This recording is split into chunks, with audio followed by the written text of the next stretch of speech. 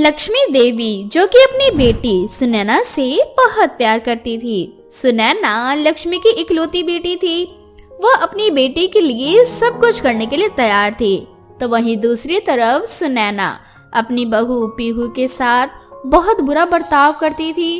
वो हमेशा बहू और बेटी में भेदभाव किया करती थी। ऐसे ही एक दिन सुनैना को किसी पार्टी में जाना था और वह अपनी माँ से कहती है, माँ, मुझे ना पार्टी में जाना है और मेरे पास पहनने के लिए कोई कपड़ा नहीं है।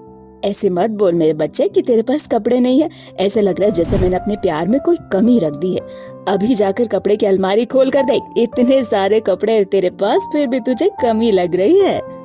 माँ, मुझे कमी लगती है क्योंकि एक ही कपड़े को मैं बार बार रिपीट नहीं कर सकती और मुझे जो चाहिए ना वो मार्केट में नहीं मिलेगा। ऐसा क्यों? आखिर क्या चाहिए तुझे बता, अभी मैं मंगवा देती हूँ। वो भैया ने भाभी को उनके बर्थडे पे जो गाउन दिया था ना, मुझे वही गाउन पहनना है और भाभी ने उसे एक बार भी नहीं पहना। इसलिए मैं चाहती हूँ कि सबसे पहले वो गाउन मैं पहनूं। वैसे भी भाभी तो मैरिड है और मैरिड होने के हिसाब से उनको साड़ी वगैरह ही पहनना चाहिए। ये गाउन लेकर वो करेंगी क्या? बात तो तेरी एकदम सही है। रुक जा, मैं अभी फिर से बोलकर उसका गाउन तुझे मंगवा देती हूँ। हाँ, लेकिन भाभी ने देने से मना कर दिया तो?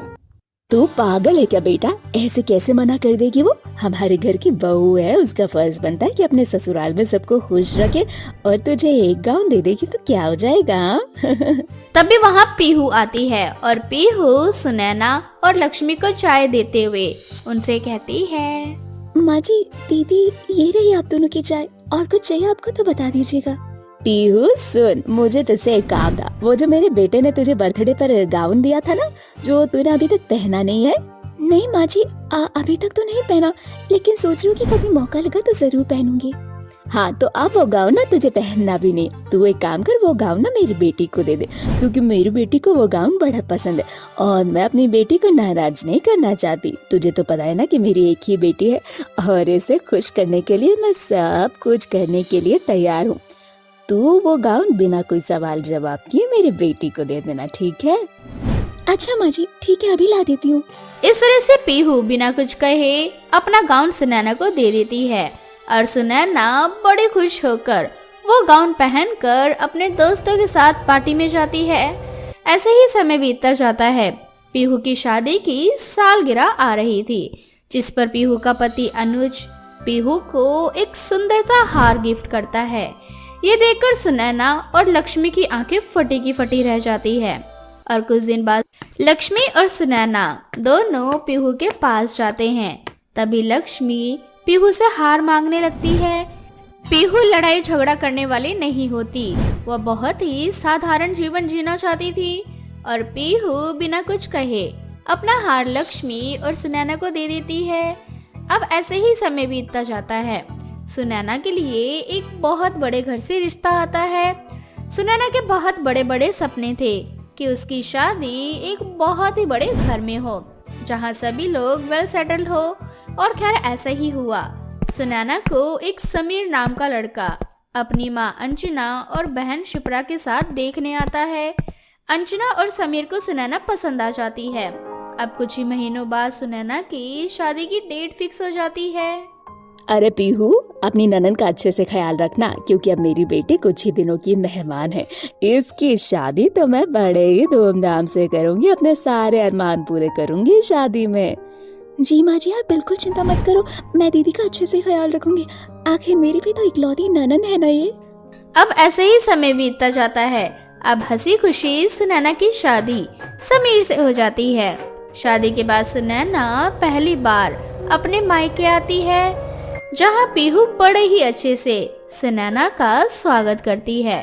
तभी सुनैना का पति समीर पीहू को एक गिफ्ट देते हुए उससे कहता है, अरे भाभी, ये लो आपके लिए ये गिफ्ट मैं स्पेशल लंदन से लेकर आया हूँ। मेरी तो कोई भाभी है नहीं और मेरा तो बहुत ही अरमान था कि मेरा कोई बड़ा भाई हो तो मेरी भी भाभी होगी, लेकिन ये अरमान तो कभी पूरे हुए नहीं। अब सुनैना की भाभी भी मेरी ही भाभी है, इसलिए स्पेशल गिफ्ट आपके लिए है। अरे आपका बहुत बहुत शुक्रिया, लेकिन इन सब की कोई जरूरत नहीं थी। आपने मुझे प्यार से भाभी बोला, यही मेरे लिए बहुत कुछ है। तभी लक्ष्मी पीहू के हाथ से वो गिफ्ट लेते हुए अपनी बेटी को वो गिफ्ट दे देती है और कहती है, अरे दामाद जी, बहू को इन सारी चीजों की कोई जरूरत नहीं है, आप देना, सुनैना को दे दो। वैसे भी मेरी बेटी को जितना गिफ्ट दो उतना ही कम लगता है, खुश हो जाती है गिफ्ट देखकर। माँ ना बिल्कुल सही कह रही है समीर, आखिर भाभी को क्या जरूरत है इन चीजों की। समीर को बहुत बुरा लगता है। वो समझ जाता है कि पीहू के साथ लक्ष्मी बहुत भेदभाव करती है। ऐसे ही अब सुनैना की नंद शिप्रा सुनैना से कहती है, भाभी हम पूरी फैमिली ना मूवी देखने के लिए जा रहे हैं और आप घर में अच्छे से रहना, कोई भी आए ना दरवाजा मत खोलना, ठीक है? आप सब लोग मूवी देखने जा रहे हो और मैं घर में अकेली रहूं? अरे भाई, मैं अपनी मम्मी और भाई के साथ जा रही हूँ, आपको क्या जरूरत है हमारे बीच में आने की? बहू बहू बनकर रहो ना। मेरी बेटी बिल्कुल सही कह रही है और मेरी बात ना ध्यान से सुन ले। तू मेरी बहू है, बेटी बनने की कोशिश मत कर। इतना बोलकर अंजना, शिप्रा, समीर तीनों बाहर चले जाते हैं मूवी देखने के लिए। सुनैना को बहुत बुरा लगता है और वह अपनी माँ लक्ष्मी से फोन करके कहती है, माँ, मेरी सास तो आपसे भी ज्यादा खतरनाक निकली। वो तो बहुत ही ज्यादा बहू और बेटी में भेदभाव करती है। सारे मूवी देखने के लिए गए हैं और मुझे यहाँ पे अकेले छोड़ दिए। अच्छा, मेरी बेटी के साथ ऐसा व्यवहार हो रहा है उस घर में? हाँ, रुक जा, जब तेरी सास आएगी ना तब मैं खुद तेरी सास से फोन पर बात करूंगी कि आखिर उनकी हिम्मत कैसे है मेरी बेटी के साथ ऐसे करने की। उन्हें पता नहीं है कि अभी किससे पाला पड़ा है उनका। तेरी हर ख्वाहिश पूरी की है मैंने। ऐसे ही थोड़ी देर बाद सुनैना की सास मूवी देखकर घर आ जाती है। तभी लक्ष्मी सुनैना की सास को फोन करती है और कहती है, क्या हुआ बहन जी, आपसे एक बहू नहीं संभाली जा रही क्या? अरे इतना भेदभाव कौन करता है अपनी बेटी और बहू में? ये मत बोलो कि सुनैना मेरी इकलौती बेटी है, मैंने उसे बड़े नाजों से पाला है। अगर आपको अपनी बेटी से प्यार है तो मुझे भी अपनी बेटी से बहुत प्यार है। तो बहन जी, हर माँ बाप अपनी बेटी को ना नाजों से प्यार से पालते हैं। वैसे ही आपकी बहू भी किसी और घर की बेटी है, तो आप अपनी ही बहू के साथ जब भेदभाव करते हो तब आपको कुछ भी नहीं पता लगता, और जब आपकी बेटी के साथ उसके ससुराल में थोड़ा बहुत भेदभाव होने लगा तो आपको बहुत तकलीफ होने लगी। इसीलिए पहले अपना घर संभालो और अपनी बहू को बेटी समझो। उसके बाद ये उम्मीद करो कि सामने वाला भी आपकी बेटी को उसके ससुराल में बहू नहीं बेटी ही समझेगा। ये सुनने के बाद लक्ष्मी के पास कोई शब्द नहीं था कि वे अंजना को जवाब दे पाए। वो चुप हो जाती है। तभी अंजना लक्ष्मी से कहती है, देखिए बहन जी, साफ साफ कहती हूँ, मेरा कोई इरादा नहीं था कि मैं आपकी बेटी को तकलीफ दूँ। वो तो समीर जब आपके घर गया था ना, तब वो समझ गया था कि आप कैसी हैं और आप कैसे बहू और बेटी में भेदभाव करती हैं। इसीलिए मैंने और मेरा पूरा परिवार आपको और आपकी बेटी को सबक सिखाना चाहता था। इसीलिए आपकी बेटी को थोड़ा बहुत तकलीफ देना पड़ा हमें। मुझे माफ कर देना बहन जी, शायद आप बिल्कुल सही कह रही हैं। मैं हमेशा से बेटी और बहू में बहुत भेदभाव करती थी। अपनी बेटी के लिए मुझे बहुत सारी चीज़ें महसूस होती थी, लेकिन बहू के लिए हमेशा अनजानों वाला व्यवहार करती थी। आज मुझे अपनी गलती का एहसास हो गया है। इस तरह से लक्ष्मी को अपनी गलती का एहसास हो जाता है। सुनैना भी अपनी सास की सारी बातें सुन रही थी और कहीं ना कहीं उसे भी अपनी गलती का एहसास होता है, जिसके बाद लक्ष्मी और सुनैना दोनों पीहू से माफी मांगती है और फिर से एक नई जिंदगी की शुरुआत करके अपने जीवन में हंसी खुशी आगे बढ़ती हैं। सुमित्रा देवी की 3 बहुएं थी। बड़ी बहू जो कि बिहार से थी, उसका नाम रीमा था। बीच वाली बहू जो कि बंगाली थी, उसका नाम शिमोना था। और सबसे छोटी बहू जो कि साउथ इंडियन थी, उसका नाम रूपम था। सुमित्रा देवी की 3 बहुएं हर काम में निपुण थी, लेकिन फिर भी सुमित्रा देवी उन तीनों के हर काम में कोई न कोई कमी निकाल दिया करती और फिर उनके बिहारी, बंगाली और साउथ इंडियन होने पर ताने दिया करती। ऐसे ही एक दिन रीमा सुमित्रा देवी के लिए गर्मा गर्म चाय बना कर लाती है और उसे देती है। तभी सुमित्रा देवी गुस्से से कहती है, सुबह सुबह ये बिहारी चाय लाने की क्या जरूरत थी? तुम्हें पता है ना कि मुझे ग्रीन टी पीने की आदत है। मैं तुम्हारे उस छोटे से बिहार से बिलोंग नहीं करती, मैं दिल्ली की रहने वाली हूँ और मेरी आदत इस चाय की नहीं बल्कि ग्रीन टी की है। तो ग्रीन टी लेकर आओ मेरे लिए। माफ करना अम्मा जी, हमको मालूम था कि आपको सुबह सुबह ई हरी चाय पीने की आदत है। वो बात ई है कि घर में ई हरी चाय खत्म हो चुकी है, इसलिए हम सोचे कि हम आपको दूध वाली चाय ला के दे दें। अरे बेवकूफ औरत, अगर ग्रीन टी खत्म हो गई थी तो तुझे मार्केट से लेके आना था ना। मेरा डेली का रूटीन है ग्रीन टी पीने का, और खुद को फिट रखना बहुत जरूरी है मेरे लिए। अरे दादा, बूढ़ी घोड़ी लाल लगाम, ये बुढ़ैती में इनका फिट होन का पड़ी है, जबकि इनकी इतनी जवान जवान तीन तीन सुंदर सुंदर बहू हैं घर में, लेकिन फिर भी इनको अपने आप को 22 और 23 उम्र का दिखाना है। अब अगर ग्रीन टी खत्म हो गई है तो मेरे लिए लेमन टी बना ले, वो भी बताना पड़ेगा कि लेमन टी होता क्या है। अरे आप चिंता नहीं करो, हम आपके लिए सब कुछ बना लेंगे। रीमा मुंह बनाकर रसोई में आ जाती है। तभी सुमोना रीमा से कहती है, अरे क्या हो गया रीमा, तुम्हारा मुंह क्यों उतरा हुआ है? सासू माँ ने तुम्हें कुछ कहा क्या? अब क्या बताएं हम तुमका, हम कितना भी अच्छा कर लें, कितना भी अच्छा सोच लें, लेकिन अम्मा जी को ना हमेशा कोई ना कोई कमी नजर ही आ जाती है। खैर छोड़ो, सासू माँ हैं, उनका तो हक है बहुओं को सुनाने का। ऐसे ही एक दिन सुमित्रा की कुछ सहेलियां उसके घर आती है। इसी बीच सुमोना, जो कि अपने बंगाली रूप में पूरे घर में यहाँ वहाँ घूम रही थी, सुमित्रा की सारी सहेलियां सुमोना का मजाक बनाते हुए उससे कहती है, अरे सुमित्रा, तू इतनी मॉडर्न है और अपने लिए कैसी बहू उठाकर लाई है? एक तो बिहार की है जो बिल्कुल गंवार, दूसरी है बंगाल की जो कि हमेशा बंगाल का आउटफिट बनी रहती है। अरे हाथों में इसने रेड रेड कलर लगा रखा है और माथे पर रेड रेड बिंदी। कौन इतना तैयार करके रखता है अपने आप को? अरे गर्ल्स, तुम्हें पता है ना कि आजकल के बच्चे इन लव मैरिज के लिए कितना ज्यादा एफर्ट लगाते हैं। मेरे बेटों को ना यही 3 पसंद आई थी और मैंने भी इनकी शादी करवा दी। अब जिंदगी तो खराब ही हो चुकी है। वही तो। खैर छोड़ो, भले ही ये बिहार से हो, बंगाल से हो, वो साउथ इंडियन से हो, बट रहते तो मेरे कदमों के नीचे हैं, क्योंकि मेरा नाम भी सुमित्रा है और सुमित्रा के आगे किसी की चलती नहीं। सुमोना सुमित्रा की सहेलियों की सारी बातें सुनती है और वो आके उनसे कहती है, आंटी जी, ये बंगाली आउटफिट में बनी फिरती हूँ क्योंकि मैं बंगाल से बिलोंग करती हूँ, और दूसरी बात, ये मेरा कल्चर है, तो मैंने शादी के बाद भी अपने कल्चर को नहीं भूला। और अगर अपने कल्चर को अपनाना और उसे लेकर चलना गंवार कहलाता है, तो आप मुझसे भी ज्यादा गंवार हुई फिर तो। सुमोना, तुमको बात करने का तमीज नहीं है क्या? ये मेरी बेस्ट फ्रेंड है और तुम मेरी बेस्ट फ्रेंड की इंसल्ट कर रही हो। माफ करना माँ जी, लेकिन अगर कोई मेरे कल्चर को लेकर उसका मजाक बनाएगा तो मैं उसको उसका जवाब जरूर दूंगी, क्योंकि मैं बंगाल से हूँ और मेरी पहचान मेरे बंगाल से है, तो किसी को भी हक नहीं है मेरा मजाक बनाने का। इतना बोलकर सुमोना अपने कमरे में चली जाती है। सुमोना बहुत उदास थी। तभी रीमा और रूपमम उसके पास आती हैं और उससे कहती हैं, क्या हुआ सुमोना, तुम बहुत उदास नजर आ रही हो, सब ठीक है ना? देखो रीमा, मैं जानती हूँ कि माँ जी हम तीनों से खुश नहीं है, क्योंकि हम तीनों ज्यादा पढ़ी लिखी नहीं है और हम तीनों बिहार, बंगाल और साउथ इंडिया से बिलोंग करते हैं, तो इसमें हमारी क्या गलती?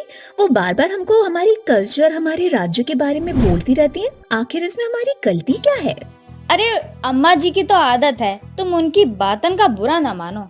मुझे अम्मा जी की बातों का बुरा नहीं लगा। बुरा मुझे ये लगा कि सासू माँ किसी के भी सामने हमारी बेइज्जती करना शुरू कर देती है।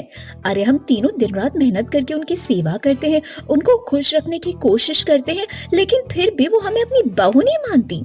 मैं जानती हूँ कि जो कुछ हो रहा है वो बिल्कुल सही नहीं है। शादी को बहुत साल हो चुके, लेकिन फिर भी माँ जी ने हमें अभी तक स्वीकारा नहीं है। मुझे तो लगता है माँ जी हमें कभी स्वीकार नहीं पाएंगी, और मेरी बात मानो तो हम तीनों को अपने अपने घर चले जाना चाहिए। और अगर तुम्हें मेरी बात समझ में नहीं आ रही है तो तुम अपने साथ हुआ माँ जी का व्यवहार याद कर लो, फिर समझ आ जाएगा कि मैं जो कह रही हूँ वो सही है या गलत। सुमोना के कहने पर रीमा और रूपमम दोनों सोच में पड़ जाती हैं और सुमित्रा के साथ बिताए हर एक मोमेंट को याद करने लगती है, जिसमें सुमित्रा आए दिन तीनों के साथ बुरा व्यवहार करती। उनको कभी गंवार तो कभी बिहार से बिलोंग करती तो कभी बंगाल से बिलोंग करती, ऐसा कहकर उनका मजाक बनाया करती। ये सारी बातें याद करके बाद में रीमा और और रूपमम कहती है। हमको लगता है कि सुमोना बिल्कुल सही कह रही है। अगर बातें माँ जी तक ही सीमित रहती तब भी ठीक था, लेकिन अब तो माँ जी अपनी सहेलियों के साथ भी मिलकर हम बहुओं को मजाक बनाने लगती हैं। हमें लगता है कि जिस घर में लक्ष्मी की इज्जत ना हो उस घर में रहने का कोनो मतलब नहीं बनता। ठीक है, फिर मुझे लगता है तुम दोनों बिल्कुल सही कह रही हो। शादी को 3 साल हो गया ना, माँ जी ने कभी भी हमें अपनी बहू नहीं स्वीकारा। ऐसा करते हैं, हम अपने अपने हस्बैंड को ये बात बताते हैं और फिर ये घर छोड़कर चले जाते हैं। ऐसे ही शाम को तीनों के पति घर आते हैं। तीनों अपने अपने पति से इस बारे में बात करती हैं, जिसके बाद वो अपने पति से मायके जाने की इजाजत ले लेती है और अपना अपना सामान पैक करके तीनों घर से जाने लगती है। और इन तीनों को जाता देख सुमित्रा कहती है, अरे क्या हो गया, तुम तीनों कहाँ जा रही हो? अम्मा जी, हम घर छोड़ के जा रहे हैं क्योंकि हम जानते हैं कि आप हम तीनों को पसंद नहीं करती। अब जब आप हम तीनों को पसंद नहीं करती तो जबरदस्ती किसी रिश्ते में रहने से अच्छा है कि हम अपने अपने घर चले जाएं। तीनों सुमित्रा से अब घर जाने की बातें करने लगती है। सुमित्रा को बहुत बुरा लगता है और सुमित्रा कहती है, देखो, मैं जानती हूँ कि मैंने तुम्हारे साथ जो भी किया वो गलत था, लेकिन मेरा इंटेंशन वैसा नहीं था जैसा तुम समझ रहे हो। और शादी को 3 साल हो चुके हैं, मैंने कभी भी तुम्हें घर से जाने के लिए नहीं कहा। और इसका मतलब ये नहीं है कि मैंने तुम्हें कभी अपनी बहू नहीं स्वीकारा। इसका मतलब ये है कि मेरी नाराजगी में भी प्यार है तुम सभी के लिए, और शायद इसी चीज को तुम समझ नहीं पाए। मेरा तरीका गलत था, लेकिन मेरा इरादा बिल्कुल सही था। मैं तुम तीनों को अपनी बहू मानती हूँ और मैं जानती हूँ कि तुम भी मुझसे बहुत प्यार करती हो और इज्जत देती हो मुझे। सुमित्रा अपनी तीनों बहुओं से माफी मांगती है, जिसके बाद वो तीनों भी अपनी सास से माफी मांगती है। माफी मांगने के बाद सभी आपसी गिले शिकवे भुलाकर फिर से एक साथ हंसी खुशी रहने लगती हैं। आसमान में भूतों और चुड़ैलों की एक मंडली थी, जिसमें एक भूतों का सरदार था जो सभी भूतों पर नियंत्रण करता था। एक दिन सब बातें कर रहे होते हैं। अमावस्या की रात आने वाली है, हम लोगों को डराने धरती पर जाएंगे। हाँ सरदार, आपने सही कहा, बहुत मजा आएगा। मानव का मांस खाए भी बहुत दिन हो गए हैं, बहुत सारा मांस खाएंगे। हाँ, बहुत मजा आएगा। हमें भी उनका खून पी करके बहुत आनंद मिलता है। कितना स्वादिष्ट लगता है उनका खून और मांस, बस पूछो ही मत। अमावस्या आने से भूतों को खुली छूट मिल जाती है, जिससे वो धरती पर आने के लिए आजाद होते हैं। वो इंसानों को अपना शिकार बनाते हैं। सरदार, बहुत दिन हो गए हैं, कोई हमारी मंडली में नहीं आया है जिसे हम परेशान कर सके। हमें भी बड़ा मजा आएगा नए दोस्त बनाने में। तभी एक छोटी बच्ची भूत बनकर आती है। ये देखकर सभी भूत खुश हो जाते हैं।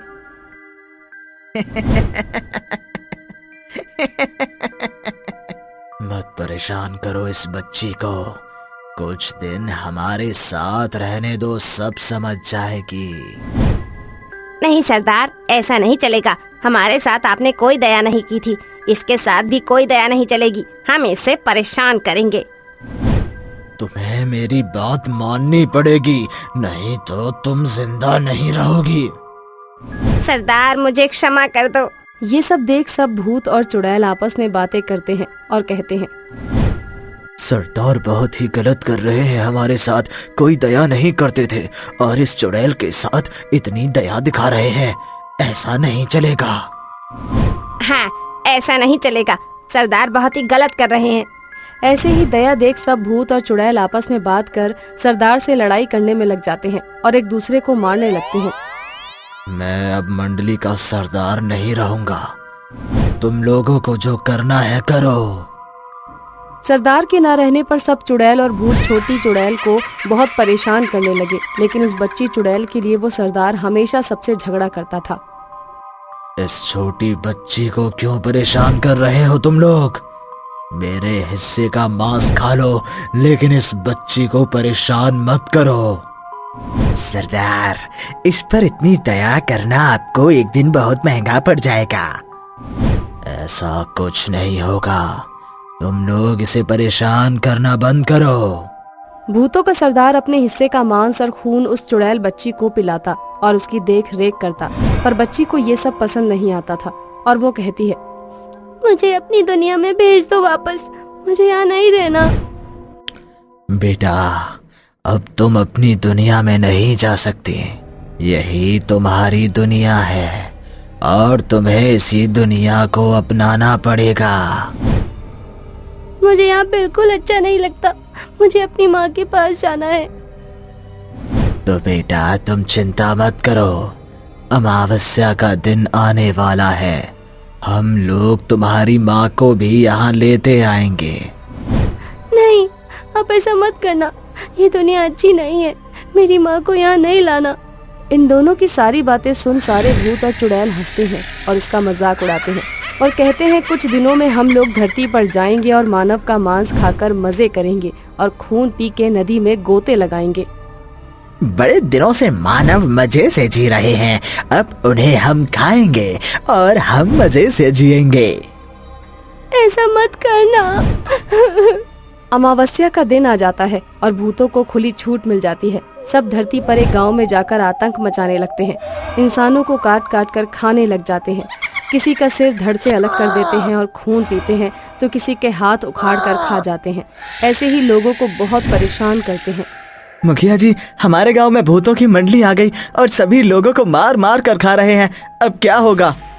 हाँ भाइयों, मैं वही देख रहा हूँ। मैं अभी तांत्रिक को बुलाता हूँ। हाँ मुखिया जी, जल्दी से जल्दी कुछ करवाइए, नहीं तो गांव में कोई जिंदा नहीं बचेगा। तांत्रिक को बुलावा भेजते हैं। तांत्रिक को बुलावा भेजने पर पता चलता है कि वो तांत्रिक गांव में नहीं है, कहीं और गया हुआ है और उस समय वो नहीं आ सकता। ये जानकर गांव के लोग और भी परेशान हो जाते हैं और वो सोचते हैं कि अब उनके गांव का क्या होगा।